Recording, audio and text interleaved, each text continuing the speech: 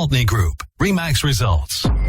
Welcome to Rochester Real Estate, featuring Robin Gwaltney from Gwaltney Group RE/MAX results and Andy Brownell. Here's Andy Brownell on Rochester's News Talk, 1340 KROC AM and 96.9 FM. Good morning, Andy Brownell, News Talk 1340 KROC AM and 96.9 FM with Robin Gwaltney, Gwaltney Group RE/MAX results. Good morning, Robin. Hey, good morning. So, you sent me over a report this week. What is it? The Southeastern Minnesota Realtor? Annual report. Yeah, the annual report. So they finally crunched all the numbers from our crazy 2020 year. So you and I kind of recapped month by month or quarter by quarter and then kind of did a summary at the end of the year. But I think that it's worth repeating, and especially since I have the official numbers, I would like to share some of the information on this report with our listeners this morning. Okay, so some of it I'm actually going to read verbatim right from the report, just so I'm not missing anything. So now I'll become a news broadcaster. Okay. All right. The 2020 housing market was unexpectedly turbulent towards the end of the first quarter due to the pandemic that spread across the country. As the first wave of COVID-19 hit in the spring, housing market activity slowed substantially, painfully so, before staging a dramatic comeback just a couple of months later. Buyer activity was the leader again in 2020, with mortgage interest rates setting record lows multiple times throughout the year, and a strong drive by many buyers to secure a better housing situation, in part due to the new realities brought on by COVID-19. Many segments of the market experienced a multiple offer frenzy not seen in the last 15 years or more. While markedly improved from their COVID-19 spring lows, seller activity continued to lag buyer demand, which had strengthened the ongoing seller's market for most housing segments as inventories remain at record lows. So, 15 years. Yeah, and basically just the way we talked, started out okay, went radio silent, picked up, and had this mad rush of busy from June through the end of the year. You mentioned the interest rates in that as being part of the formula, maybe one of the key parts of it.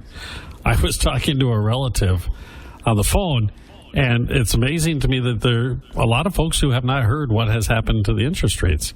Isn't that crazy? And this person had sold a home on the West Coast a little over a year ago. Okay. And then we were talking about what the interest rates were, and I said, you do realize they're almost a full percentage point lower today. What? Yeah, it's really important information. People need to know that. I mean, it is so important because it makes such a difference in your payment. So we had recently refinanced. We were already on a 15-year mortgage. So Scott and I had 9 years left, and we refinanced from 3% to 2%. Okay? So therefore, our payment went down, but we kept our payment right where it was. Yeah. And took 3 years off of our mortgage. So now we owe 6 years instead of 9 years. That is amazing when you think about that. Isn't that great? I mean, it is. People need to take advantage of this. It is just absolutely great. And who would have thought that you could even consider a refinance with less than 10 years left when you're at 3%? Exactly. But it's like I've always heard, what I've always heard lenders tell people, the golden rules, if you can drop by 1%, drop. So I took advantage of it.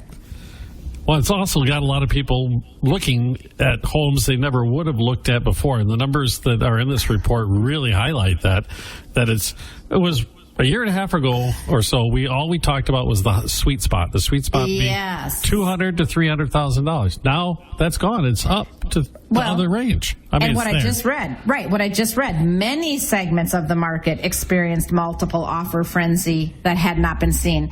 And that is, we've been seeing the multiple offer frenzy in the 200 to 300, but we had not been seeing the multiple offer frenzy in the 400 to 600 and in the 800 to a million. It's like craziness.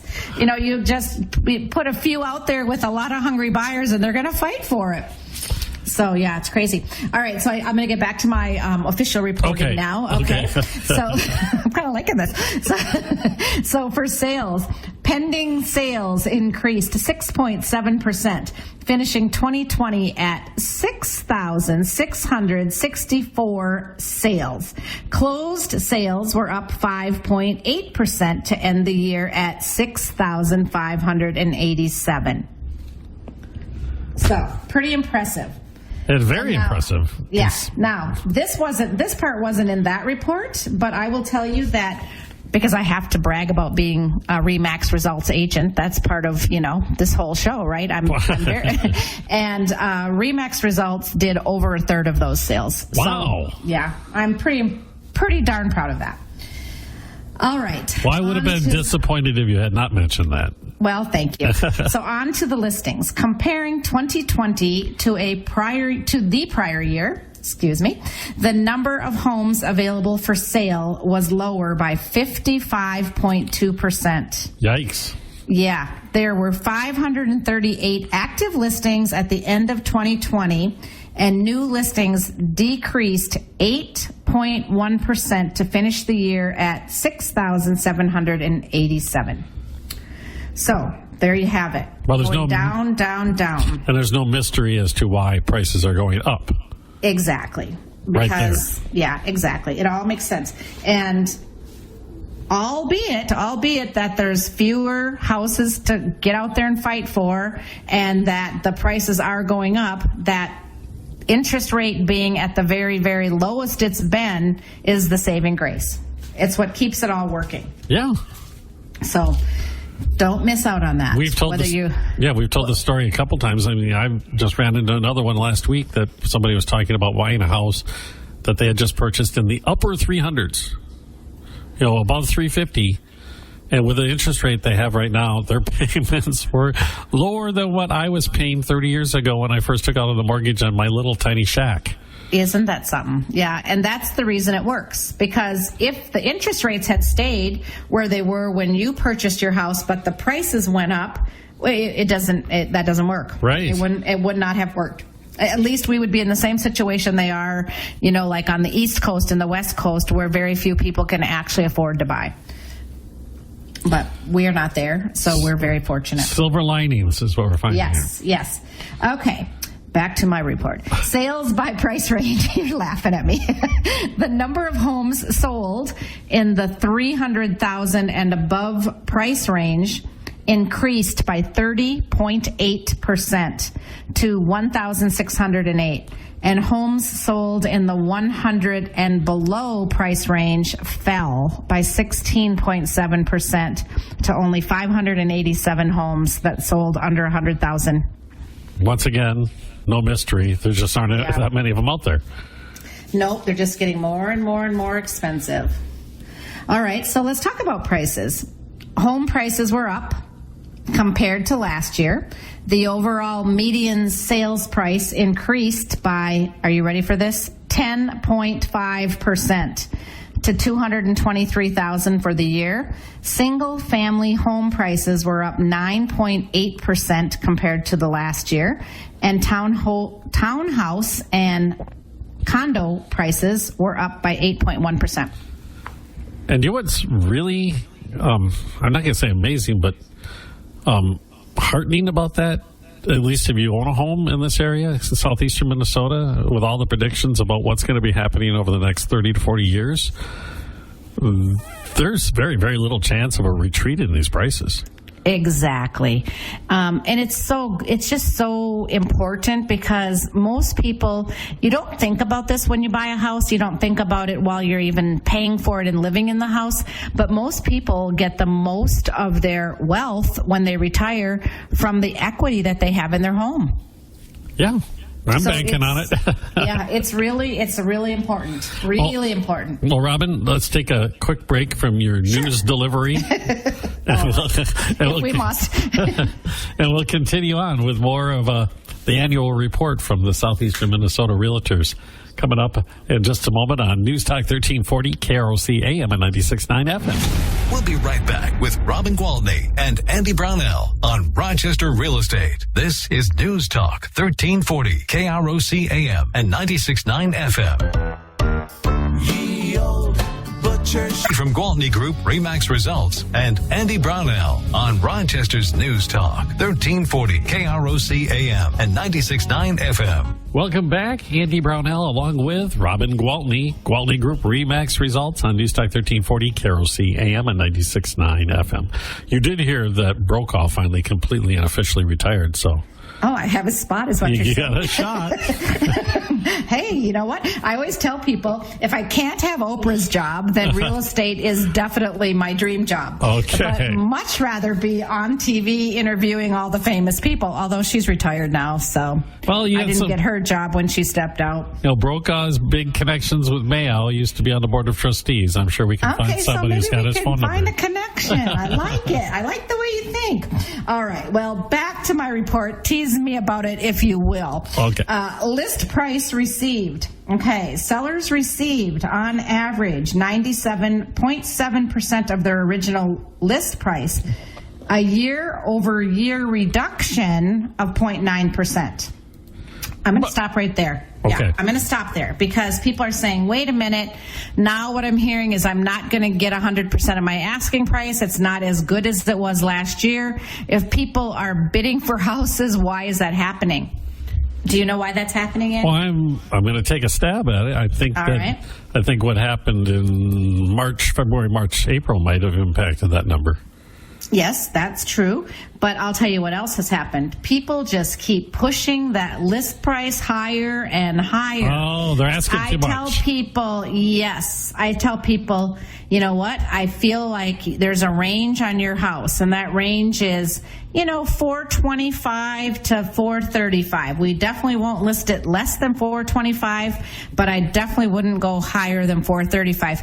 Great, let's go $450. And then I say, wait, why? And they say, well, the neighbors got $10,000 more than they were asking.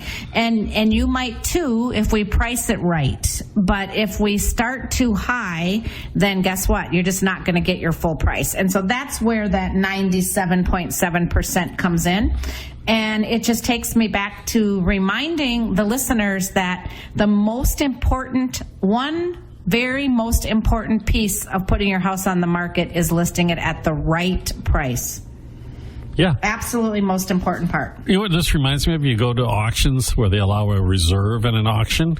Yes. And people don't bid on the things that have the reserve because of the very same thing, that everybody starts to assume the price is too high. Right. So they end up underbidding it. Yep, exactly. You're absolutely right. Well, all right. You bear with me for 2 more paragraphs, okay? And then we'll get off of this report. I have a feeling you're going to get a whole bunch of emails telling me that you're going to have my job next week. Yeah, maybe. We'll switch for a week and see how you like it. No, I don't have your energy. Well, I know. You're pretty good. The housing market in 2020 proved to be incredibly resilient, ending the year on a high note. Home sales and prices were higher than 2019 across most market segments and across most of the country. Seller activity recovered significantly from the COVID-19 spring decline, but overall activity was still insufficient to build up the supply of homes needed. As we look to 2021, all signals suggest buyer demand will remain elevated and tight inventory will continue to invite multiple offers and higher prices across much of the housing inventory. Mortgage rates are expected to remain low, helping buyers manage some of the increases in home prices and keep them motivated to lock in their housing costs for the long term. These factors will provide substantial tailwinds for the housing market into the new year. So there you have it. We're obviously seeing that already. You've been busier than you've ever been this time of the year, right? Absolutely. I mean, January has flown by. And the reason it has flown by is I have been working my tail end off. I mean, I have been working 6 days a week, 10 and 12 hours a day. And don't take me wrong, I'm not complaining because it's what fuels me. I love it. But it's just, I think I need to hang on for the ride because I think 2021 is just going to just blow the numbers off the charts. Going back to when we were talking about percentage of the price compared to the list, right? Is that the way you put it? Yes. And you were saying that some people might have misinterpreted that number because of how the home was priced. But even with that in there, it's still higher than it has been in 5 years. Absolutely. The percentage. Yeah. Well, no, because last year I was telling people on average we're selling at 100.3% or 101.6%. We were getting full price and more because people were pricing it right, and then the bidding board brought on the right prices. But then people were saying, but if the one next door sold for $295, why don't we try $325 and just see what we, and just keep pushing it. And finally you get to a point where it's okay, now you've gone a little too high, so you might still get multiple offers, but when 3 people are bidding and nobody want to pay you what you're asking, it's clear that you're priced too high. That's why it's called a market. So that's where that 97.7% comes in. Okay. Which still isn't bad. When they're overpriced and they're getting 97.7%, I mean, let's face it. And that's the market's hot. That's for the entire region too, right? Correct. All of southeastern Minnesota. Okay. Correct. Yeah.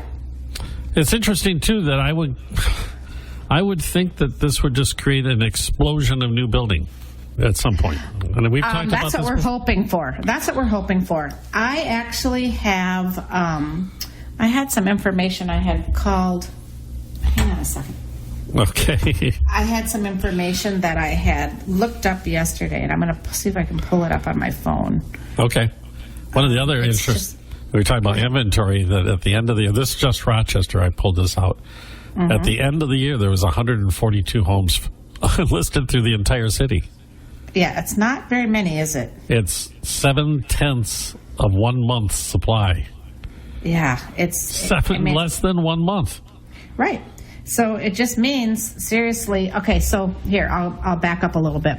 New construction. I was just curious, so I decided to make a few phone calls and find out how many building permits were pulled in 2020, all right?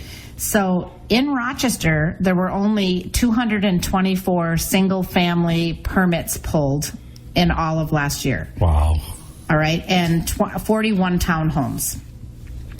And 121 multifamily homes, okay? So more and more of the rentals being put up. In Byron, there were 29 single-family home permits pulled and 5 for townhomes or triplexes. And there was 1 multifamily apartment building with 42 units and then 1 12-plex in Byron. And then Casson didn't break it down to what was multifamily and what was townhome, but they had 43 building permits pulled. So, I mean, looking at all total between Rochester, Byron, and Casson, that just happened to be the area I was looking at for a client. Between those 3 areas, that's 265, 380, not even 400 new construction permits were pulled in all of 2020. So hopefully we'll see a huge increase in that to create, more inventory. That's what I'm hoping for. We already have to take another break. We'll be right back in just a moment with Robin Gwaltney. Gwaltney Group RE/MAX results here on News Talk 1340, KROC AM and 96.9 FM. We'll be right back with Robin Gwaltney and Andy Brownell on Rochester Real Estate. This is News Talk 1340, KROC AM and 96.9 FM. If you own a small business, you know how hard it can be to find new customers. Robin Gwaltney from Gwaltney Group RE/MAX results and Andy Brownell on Rochester's News Talk 1340, KROC AM and 96.9 FM. Good morning, Andy Brownell, along with Robin Gwaltney. Gwaltney Group RE/MAX results here on News Talk 1340, KROC AM and 96.9 FM. We've been talking about last year. The final numbers are in on the real estate market in southeastern Minnesota, and the numbers are pretty amazing, Robin. Yes, and we've been also talking about this year and how bright the future is for another fantastic year in real estate here in Rochester, Minnesota, and all of southeast Minnesota. So 2021 is going to be a great year. We're all going to get our vaccinations, and everybody's going to buy houses. That's my prediction. Okay? So some of the quick facts from that report, and then I really will tie it up because we're going to run out of time, so I'll have to. But in the last 5 years, on average, there were about anywhere between 7,500 listings and 7,300 listings, 2016, 17, 18, and 19. There were only 6,700 in 2020. Wow. Okay? Yeah. This I thought was interesting. Of the 6,787 new listings, 64 went pending.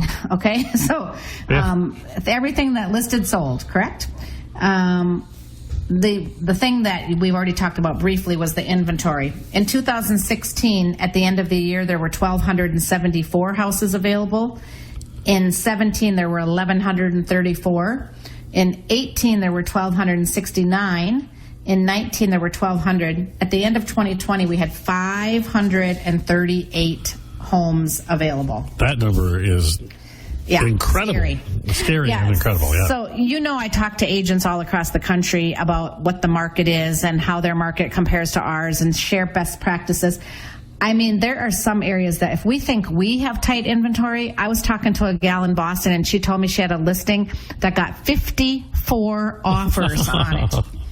Yeah, so, I mean, that's so difficult. You need a filing cabinet for one house. It is so difficult for the agent, for the sellers. I mean, it's just so much. It'd be like, okay, give us a week to process the offers and we'll tell you who won because we can only do so many a day. But yeah, it's just crazy. This is another one that I think stands out. The median sales price in our market in 2016 was $164,900. In 17, it was $176,000. 18, $191,800.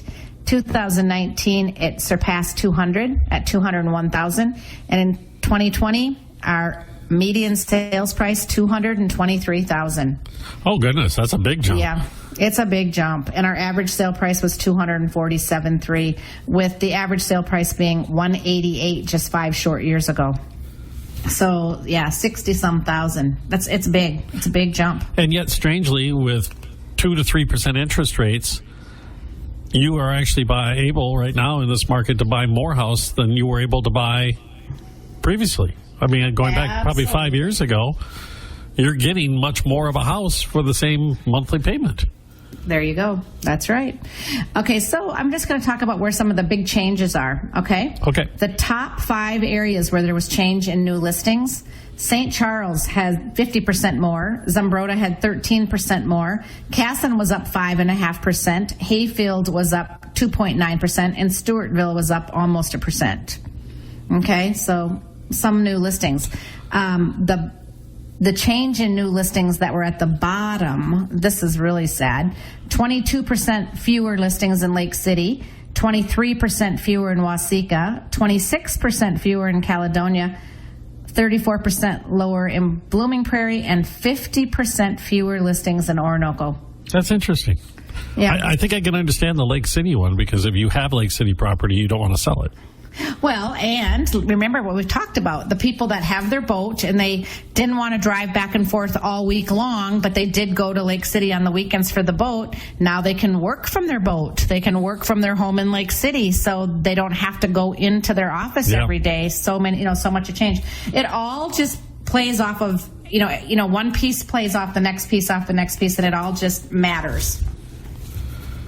That's interesting. I would love to, if I had the time, to delve into why some of the other smaller communities out there don't have the listings. Well, one thing I would like to say, because I know we do have to wrap it up, but if there is anybody in one of our outlying communities, outside of Rochester proper, and they would like to know just exactly how their community is doing in the housing, please call me and I can give you the details and the numbers and the number of sales and the percentage of change and the average sale price and even what your house will sell for. And that's something that we do for people all the time with no commitment and at no charge. So if you're curious, geez, what could I sell my house for? Just give us a call, whether you live in Rochester, Lake City, Orinoco, Stewartville, St. Charles, Caledonia, we don't care. Just call us up and we'll be happy to let you know where you sit right now with your house.